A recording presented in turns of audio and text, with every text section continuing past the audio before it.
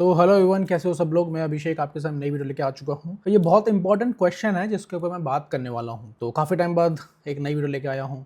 तो पेज को या इंस्टाग्राम को सपोर्ट करो एंड यूट्यूब को भी सब्सक्राइब कर सकते हो। एंड इस वीडियो को शेयर जरूर करना अगर आपको मेरी एडवाइसेस या मेरी टिप्स पसंद आती हैं तो।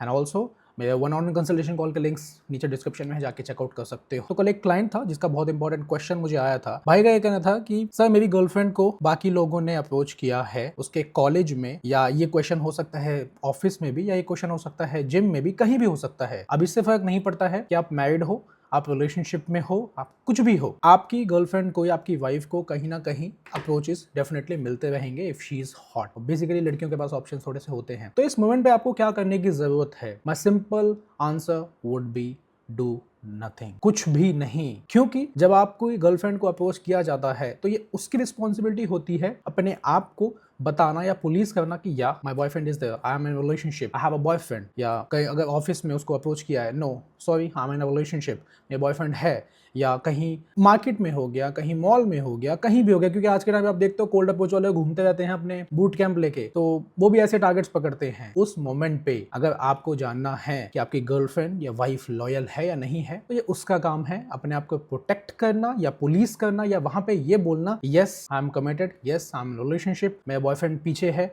मेरा बॉयफ्रेंड वॉशरूम में गया है, यहाँ गया है, आने वाला है। अब इससे होगा क्या? सामने वाले के सामने ना आपकी रिस्पॉन्सिबिलिटी नहीं बनती है कि आप वहां जाके लड़ाई झगड़ा करो, ओ मेरी बंदी है, मेरी गर्लफ्रेंड है, मेरी वाइफ है। नो, आपको सामने अगर ऐसा होता भी है, सिंपली वॉच हर एक्शन, उसके एक्शंस में किस तरह से उसकी बातें हैं। क्या वो स्माइल करके बात करती है सामने वाले को? क्या वो सिंपली उसको मना कर देती है, रिजेक्ट कर देती है, और उसके बाद आपको बताती है कि हाँ एक बंदा आया था मेरे पास, उसने मुझे अप्रोच किया, उसने मुझे कॉफी के लिए पूछा, then you can laugh together. लेकिन इस मोमेंट पे अगर वो एक्टिवली इस कॉन्वर्सेशन में बोलती है आई हैव अ बॉयफ्रेंड बट मेरे बॉयफ्रेंड को बताना, नंबर दे देती है, स्नैपचैट दे देती है, इंस्टाग्राम दे देती है, शी इज अ हो, she is for the street. तो सिंपल सी बात है, अगर आप गर्लफ्रेंड यहाँ पे उस केस में खुद नहीं बोलती है that I have a man, भाई you are dating a girl जो आज नहीं तो कल आपको डंप करने वाली है, एंड कहीं ना कहीं आप उसका एक बैकअप ऑप्शन बन के रह गई हो। इसलिए मैं हमेशा कहता हूँ the kind of women you are dating represent the value of you.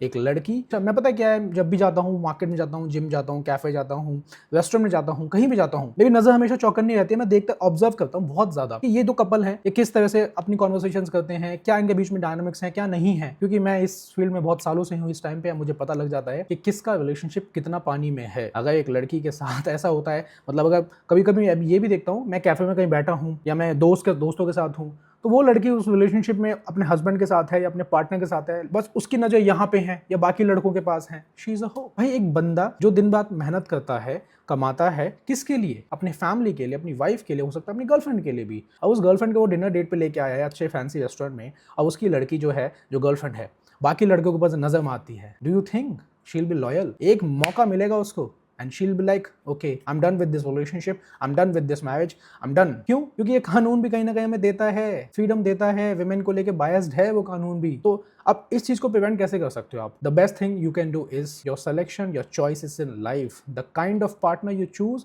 बहुत ज्यादा मैटर करता है। मैं बोल के अपने कंसल्टेशन कॉल पे थक चुका हूं अपने लोगों को, अपने क्लाइंट्स को, कि भाई किसी लड़की को अगर चूज करते हो तो पहले सब कुछ देखो। Just because she is beautiful does not mean she is beautiful from internally as well। लेकिन कुछ लड़कों को ये होता है, लड़की वैसे ही नहीं मिलती है, एक लड़की बात कर लेते प्यार से तो बस जीने मरने की कसम खा लेते हैं, बच्चों के नाम रख लेते हैं और सोचते हैं कि बस कंप्लीटली सर्टेनिटी, कमिटमेंट, घर वालों को बता दिया, मम्मी बहू मिल गई है, ये मिल गया, वो मिल गया। नो ब्रो नो, ये उन्हीं के साथ ज्यादा होता है जो लाइफ में रॉन्ग चॉइसेस लेते हैं, राइट डिसीजन नहीं लेते हैं। मैं आपको एक चीज बताऊं, मैक्सिमम 70 to 80% क्लाइंट्स कौन है? पुणे, बैंगलोर, गुड़गांव, नोएडा के क्लाइंट्स हैं जो कि आईटी प्रोफेशनल्स हैं। तो आईटी प्रोफेशनल्स का तो मुझे एक एक चीज पता है, कहाँ प्रॉब्लम है क्या नहीं है। लेकिन उनको ये है भाई मेरी 20 लाख की सैलरी है, 50 लाख की सैलरी है, I am high value enough. No bro, you are not high value.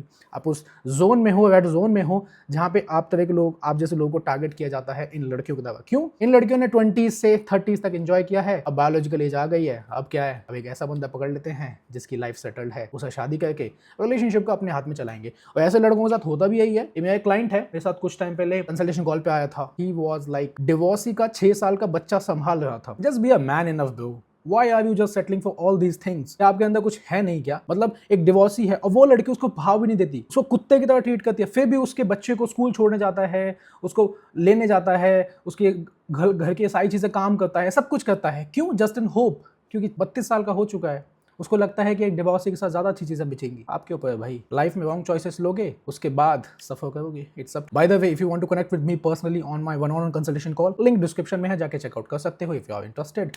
बाकी मेंटोरशिप के जितने भी क्लाइंट्स हैं मैं मई मंथ के लेने वाला हूँ, तो उसके लिए भी आप लिंक डिस्क्रिप्शन में है, चेकआउट कर सकते। Thank you for watching. Video पसंद आई हो, फॉलो करना, सब्सक्राइब करना, इस वीडियो को शेयर जरूर करना, और दूसरी चीज़, अपने उस IT प्रोफेशनल दोस्त को ये वीडियो जरूर भेज देना भाई, कि बच जाओ, देख लो क्या होता है क्या नहीं होता है। जैसा आपको सोशल मीडिया, जैसा आपको मूवीज़ में दिखाया जाता है, ऐसी चीज़ें नहीं एग्जिस्ट करती। रियलिटी बहुत डिफरेंट है। अपनी किस कंप्यूटर स्क्रीन से बाहर निकलो, रियल वर्ल्ड में क्या चीज़ें होती हैं उन पे फोकस करो। मिलते हैं फिर किसी नेक्स्ट वीडियो के साथ। Till then, bye bye, love you.